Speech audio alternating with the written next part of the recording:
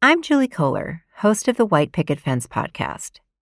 If you've read the opinion section of any newspaper lately, you've probably come across think pieces, panicking about falling marriage rates.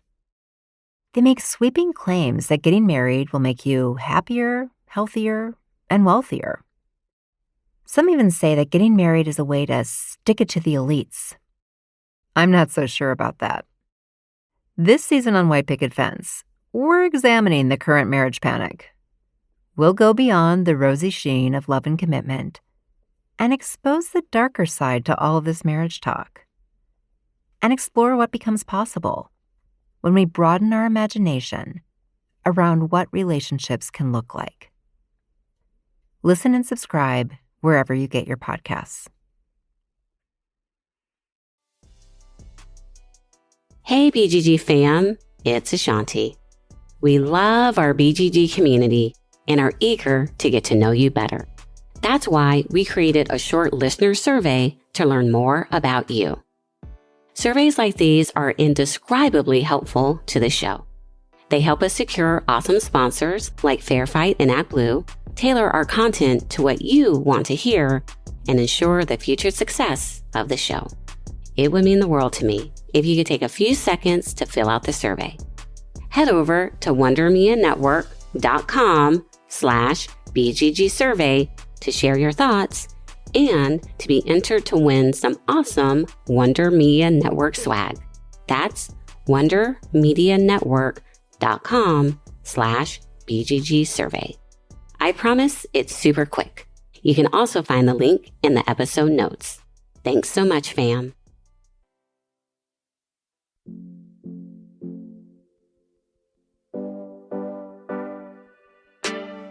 Welcome back, Brown Girls. It's Ashanti, the host of the Brown Girls Guide to Politics. Today, we're talking about how starting off small can lead to big victories. Our guest today, Sändra Washington, ran a progressive campaign in a red state and won to become the first Black lesbian on Lincoln, Nebraska's City Council. But Sändra isn't an overnight sensation. She worked her way up from being on Parks and Rec boards to being appointed to the Planning Commission. Sändra tells us about her environmental background, her campaign for Lincoln City Council, and shares her advice on how to get involved in government. I hope you enjoy this episode. Sändra, thank you so much for joining us today. How are you? I am doing well today. How are you? Very good. So right before this conversation, I was in a meeting and someone's like, "Are you done for the day?" And I'm like, "No, I'm actually talking to Sändra Washington from Nebraska." And I told them all about you. And they're like, "Wow." And they're like, "We need to hear more of that, especially Black people being in the Midwest, because there's still very much this notion that Black people don't live really in the Midwest." When you hear, just especially in the political discourse about who is Midwestern and what is Midwestern, what has your life been like out in Nebraska? Well, my life in Nebraska is good. I've been in Lincoln, Nebraska for 31 years. I'm originally from the other end of the Midwest. I'm from Ohio. And so I grew up thinking that I lived in the Midwest in Ohio. And when I moved to Nebraska, everyone told me that I was from back east, that I in no way was Midwestern, no matter what I thought growing up. So that was quite an eye-opening experience to hear that Ohio was considered sophisticated back east or something like that. People have their ideas about what Nebraska is and who lives in Nebraska. And when I moved to Nebraska, the Black population in Lincoln was just about 2.2%. It was really low. And I remember thinking, well, okay, this is where I live. But I'd also, my life before politics, but I studied natural resources and environmental sciences, and I worked in the out of doors. And so I have lived in Wyoming, and the Black population in that county was 1. So I certainly have been in places where I was in the real minority. And so Lincoln, though, it was not as diverse as it is today. And today, the diversity in Lincoln has really grown a lot. African-American population here is probably around 5%. And overall, we have about 14% minorities, people of color. And it is so much more diverse than it used to be. And we're moving to greater diversity. And Lincoln is the progressive blue spot in the state. And I couldn't be any more thankful. I love it.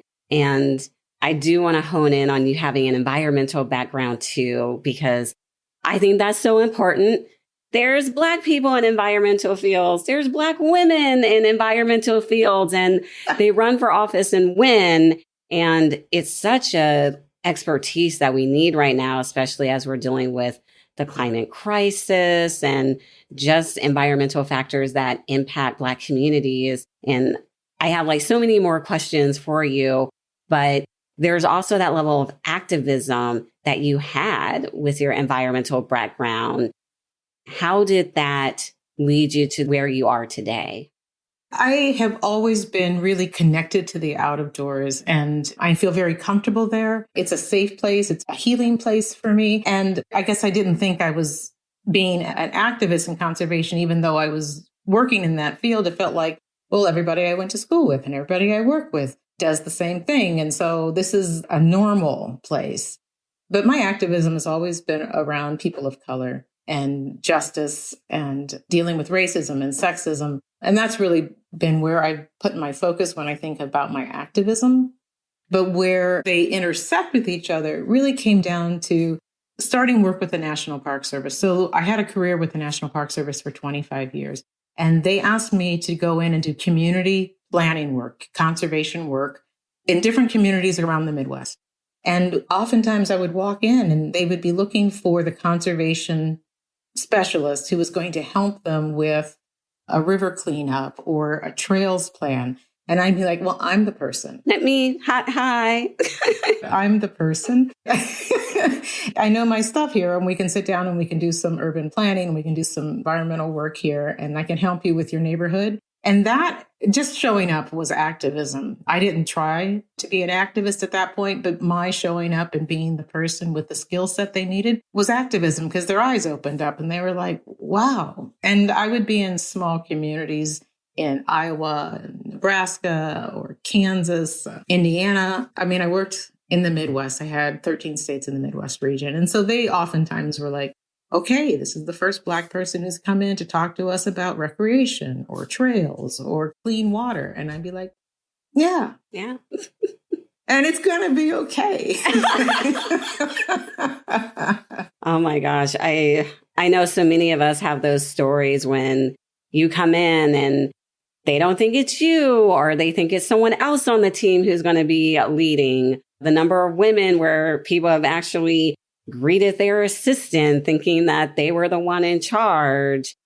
It's sad. There's still that notion not only of what a leader is, but also a leader in the environmental field and the conservation field. It's shocking to hear, but also not surprising to hear, because we all have to kind of deal with that stuff. Yeah, we do. And of course, it makes the job a little bit more challenging, right? Mm-hmm. Because it's sort of like, okay, there's this first big step I've got to take in order for folks to recognize me as reliable or responsible or reputable or prepared. I step over that. And then they go, all right, so now you're here to help us, or you're here to like spread bad federal news. You can imagine it's a land management agency. Sometimes I would be the person who came in to talk about acquisition and real estate. And they would be like, right. Oh, so you're going to condemn us. And no, I am not going to condemn the property. We are not going to take it. We're going to have a negotiation about value, and, you know, we're going to come to some agreement. And they would be just like, so you're the big bad Fed. Well, okay, let's start with that reputation. Oh my goodness. Yeah, I worked at the Department of Labor, so I'm totally relating and agreeing. You know, luckily, though, I was in community engagement, so I got to go do the great things with the secretary. I wasn't delivering the bad news. Hi, I'm with the federal government. I'm here to help you. Right. And I had an opportunity to lead and open up new national park units. And some of them really focused in on civil rights. And I think having that experience of coming into a community to not be the expert, not to be the expert in civil rights and the subject, but be the expert in park management and standing up new national parks and having a chance to meet some people who are icons of civil rights history and to have conversations with them and to really learn from their experiences has changed my life, absolutely changed my life. And I think it's one of the reasons that I felt really compelled when I took early retirement to find another place for my voice and to move into public service in a different way. Because I would talk to people and say, you did so much by showing up, speaking out, being yourself, and basically history books put your name and your picture in the book, and we all know who you are. How can I do anything but try my best to be a voice and to stand up? And I had good working relationships with a lot of folks in Lincoln. And about 6 months before I knew I was going to make an exit, I turned to the mayor of Lincoln at the time and said, "You've often asked me when I have time to serve Lincoln. I'm going to leave the agency. And so give me 3 months and I'll be ready to do something." And he gave me an opportunity by appointing me to the Lincoln and Lancaster Planning Commission, where I served for 3 years as a planning commissioner. And it was a wonderful job. Loved the opportunity to get lost in a new neighborhood in Lincoln every week. The agenda came out and I'd say, "I don't even know where that is." And I'd drive over to that part of Lincoln and I go, "Okay, never been here before. This is fascinating." So, and I'm looking at zoning and development and plats and things like that. But I loved doing that. And when there was a vacancy on council, and I remember thinking, isn't that interesting? There's a vacant seat. I wonder what the process is. And a few days later, I got approached by a couple of council members who were sitting on council. And they said, "Let me tell you about the process for appointing someone to fill that vacancy. And we'd like to know if you're interested." And I applied. And there was a huge field.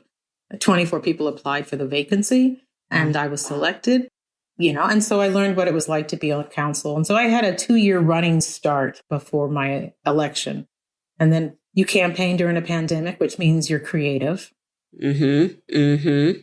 Don't knock on doors. You do not knock on doors. You do not have your in-person phone bank. You're not hosting the large fundraisers in person. It goes virtual. Yeah, you have to figure it all out. And I thought, I'm going to miss the opportunity of buying pizza for a whole group of people on the phone bank. And I just thought, wow, there's not that kind of camaraderie that we're building, not in the same way. But we were very successful. I won last May, and that felt great. It was a huge relief to be done with campaigning, because I was really glad to put my phone down and go, I'm not going to spend 2 or 3 hours tonight making phone calls. I'm going to take a break. And I'm also going to pull out my priority list and get going. Now for a quick word from our sponsors.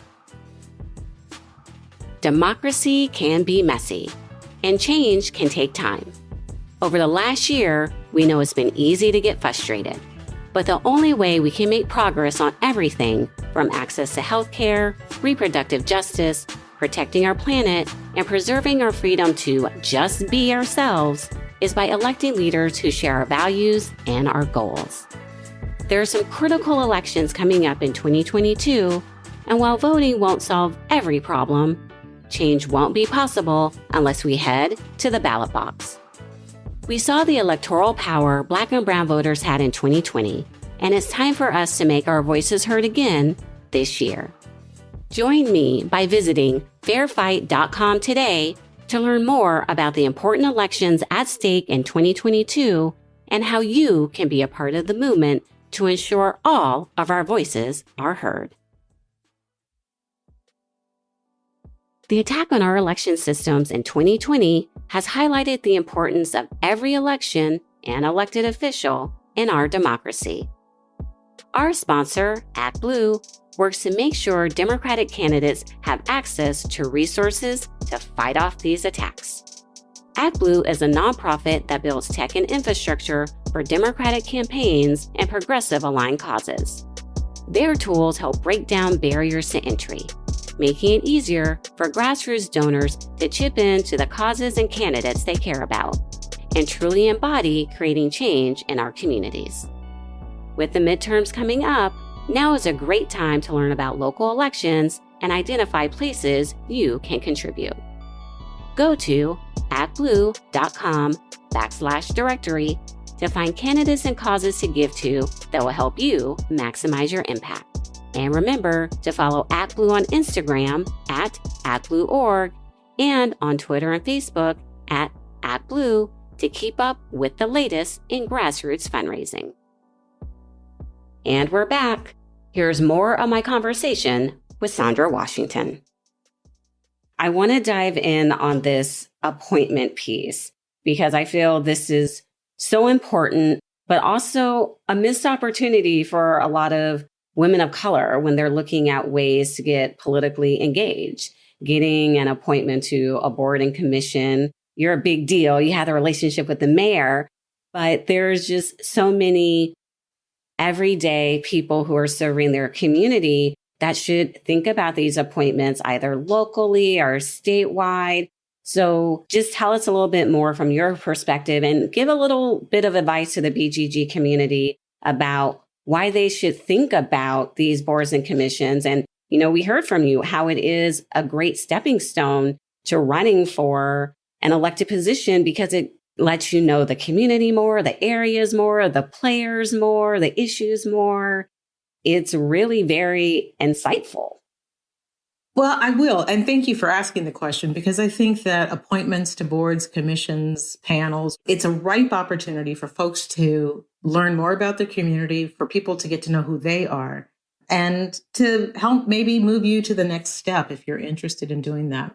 So every community has dozens of these boards and commissions. I would advise women to really look at the ones that aren't popular. Like if I were to look at all of the boards and commissions that the city of Lincoln has, and I were looking for some place to get my feet wet, first, I'm going to look at those boards and commissions that really speak to my own values. And there's all kinds of boards. Every utility has a board. Watershed has a board. Wastewater. I mean, every function of local government has a board or a commission, a review panel or something. And so I would suggest folks get involved in that, or school board, just anything to get your name out there. And I'd, of course, start where you've got some interest, some skill, and then look for the really odd ones that they have vacancies because nobody knows they exist. Yeah, I mean, some of these seats can go vacant for years because nobody knows, and your community needs you. They need the help. Like, the seats are there for a reason. They are. And then always call. Follow it up with a phone call. Once you've got your application in, follow it up with either the chair of the committee or the mayor's assistant or whoever you have to go to make sure that they understand that you put in a sincere request to be involved. I'm really glad that I'm a volunteer by nature and that I started volunteering for things. People would know who I am and then say, oh, yeah, maybe she would be interested in this commission or that post. And I'll tell you, my relationship with the mayor was because we're both parks people. And I met him when I served on the park advisory board like a bazillion years ago. And he remembered me. And he wasn't the mayor at the time. I mean, that was the interesting. He was not the mayor at the time. He just became the mayor. Right. And it's those connections. You never know who you're going to be connecting with, networking with.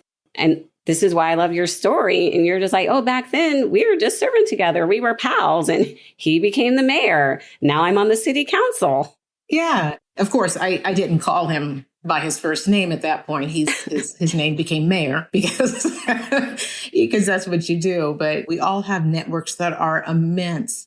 Just have to be willing to open up your networks and let people know what you're interested in. Talk to people, tell people you're interested in serving, you're interested in volunteering for this or this.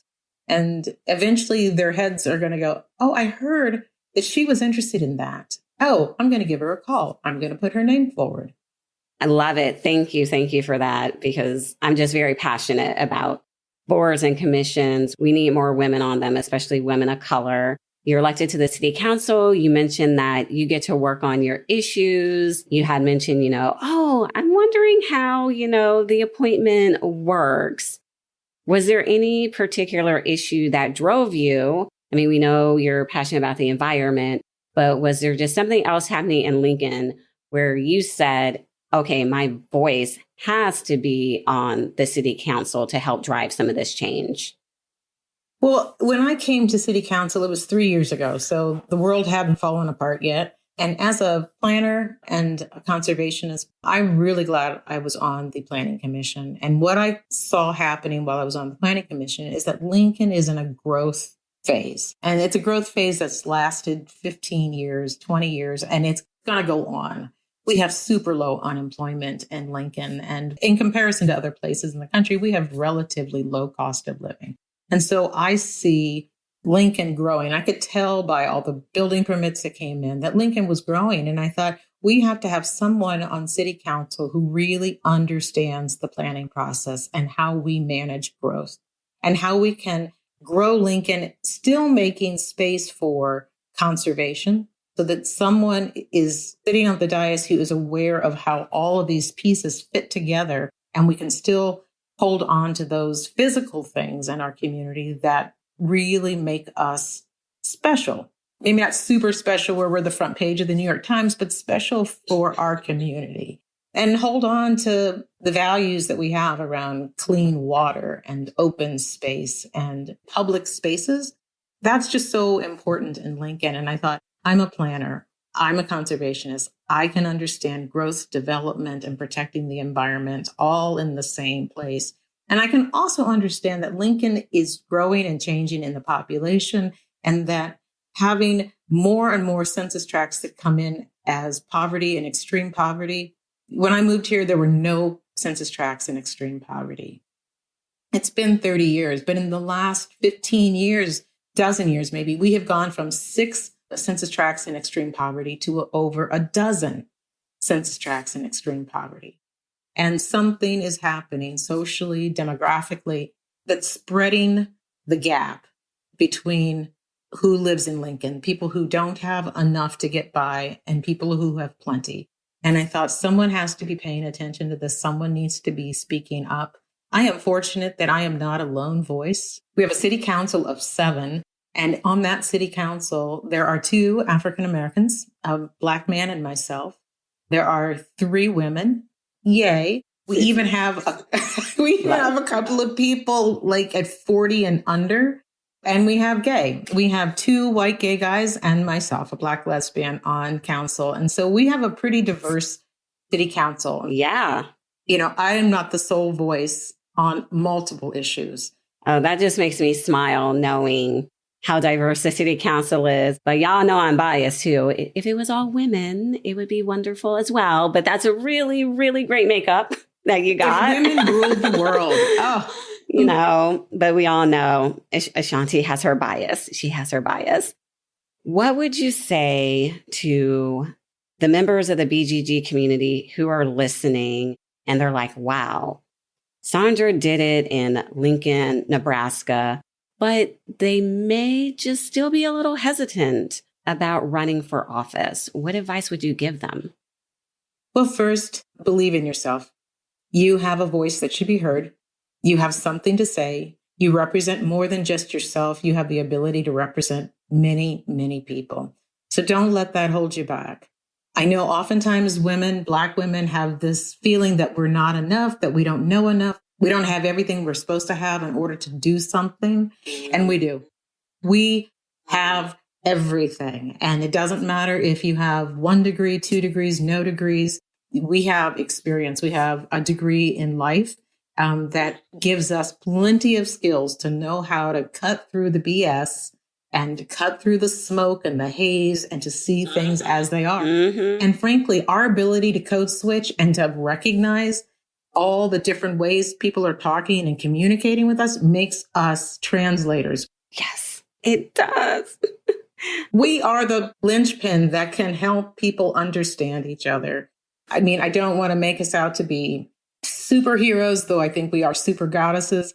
But honestly, we have the ability to bring disparate groups together for understanding. I can't tell you how skilled I am because I am a threefer. People were like, oh, well, you got the job because you're a twofer. It's like, well, actually, that's because you're not paying attention. I'm a threefer.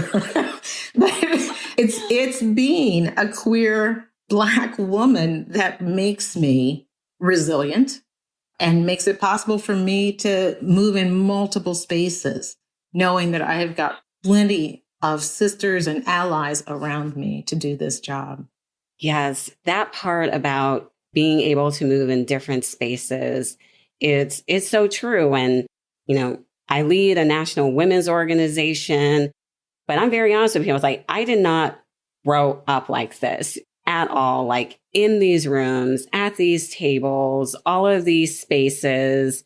It's something you learn. It's something that you develop. And I do think our experiences as Black women make us good at how to adjust.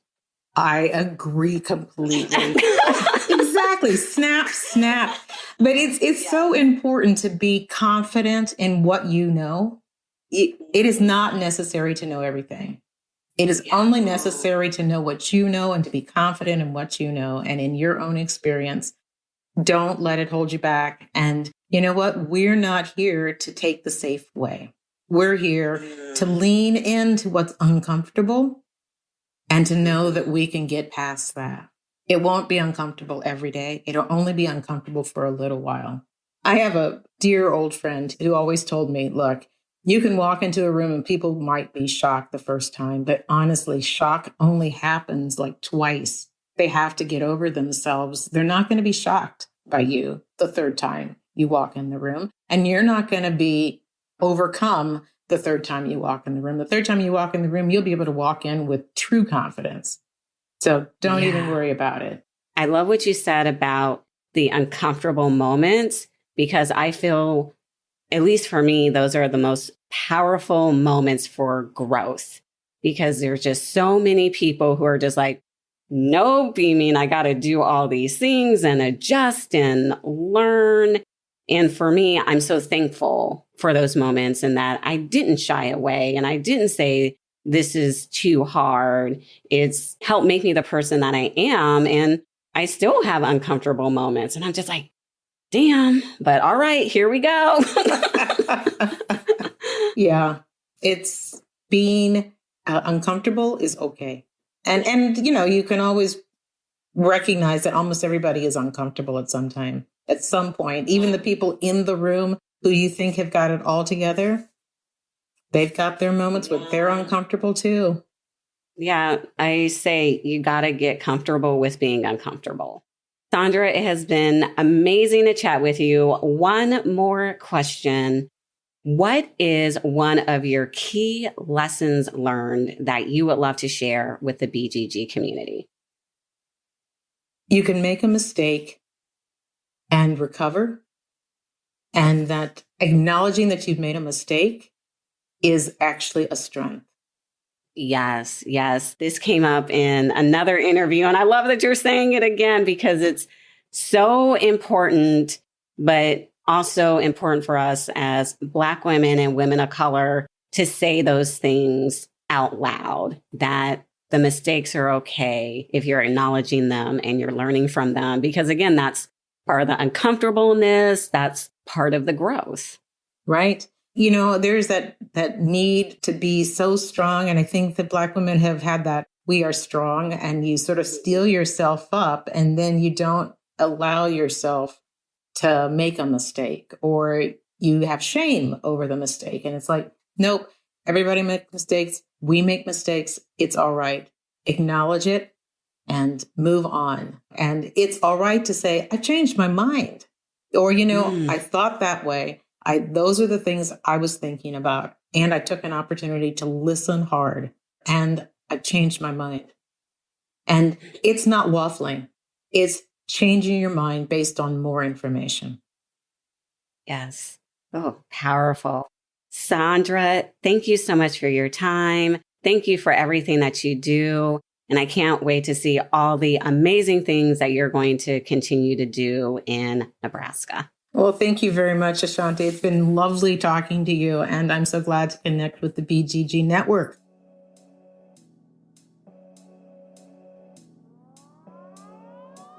With each mistake we make, there's a lesson to be learned.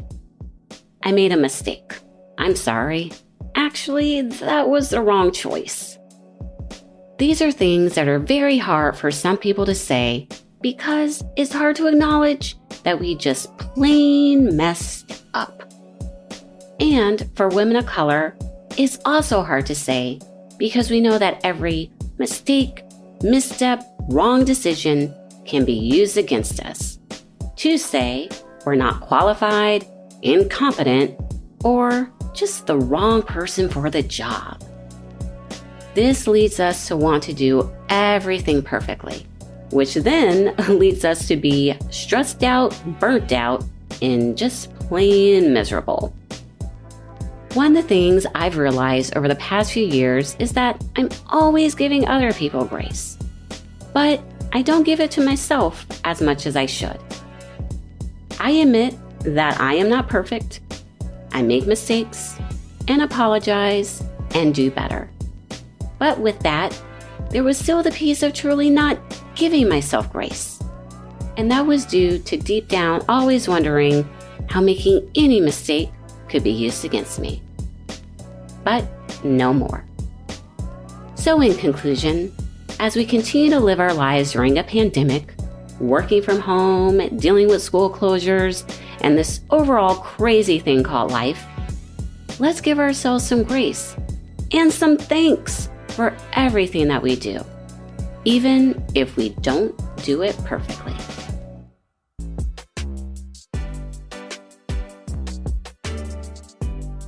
Thank you so much to all of our listeners. Please take the time to rate and review wherever you listen to your podcast. For more information on the Brown Girls Guide to Politics, check us out at www.thebgguide.com and on Facebook, Instagram, and Twitter at The BG Guide. The Brown Girls Guide to Politics podcast is produced by Wonder Media Network, and you can find them at wondermedianetwork.com. Check out our next episode where we'll be talking to Assemblymember Mia Bonta, the first Afro-Latina to serve in the California legislature. Until next time, Brown Girls. We are back with season 2 of Say Their Name. And new this season, we dive deeper, sharing those stories of women who have also lost their lives at the hands of police violence. You're talking about a daughter, a sister, an aunt, a mother, not just as a headline. Tune in as we hear from families who have been impacted by the assault and killing of Black people by police and in stand your ground states. Until truth and justice is obtained, we will always say their name.